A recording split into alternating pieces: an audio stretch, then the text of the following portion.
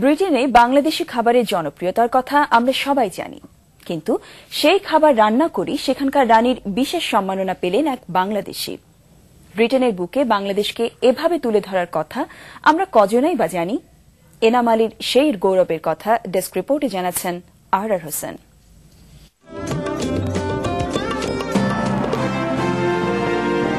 British কারি award, ব্রিটেনের জমকালো এই বার্ষিক ফেস্টিভ্যালকে বিবিসি বলছে রন্ধন শিল্পের অস্কার। আর এই অস্কার চালুর পেছনের মানুষটি কিন্তু আগা পাশতলা একজন বাংলাদেশি।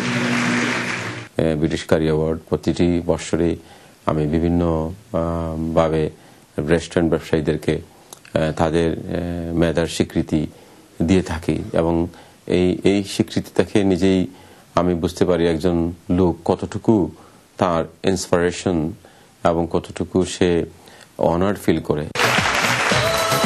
5 বছর ধরে এই কারি অ্যাওয়ার্ডের আয়োজক হিসেবে এনাম আলীর আন্তর্জাতিক জনপ্রিয়তা তো রয়েছেই, এবার তার সঙ্গে যোগ হলো ব্রিটেনের রানীর দেয়া সম্মান।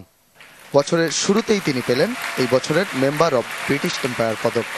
It's truly, I feel very honored and speechless that to receiving this great recognition from Her Majesty the Queen. এটা সত্যি আমাদের বাংলাদেশিদের জন্য গৌরবের ব্যাপার।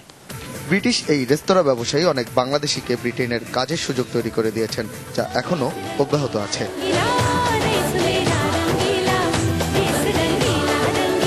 Ahrar Hossain, NTV news desk.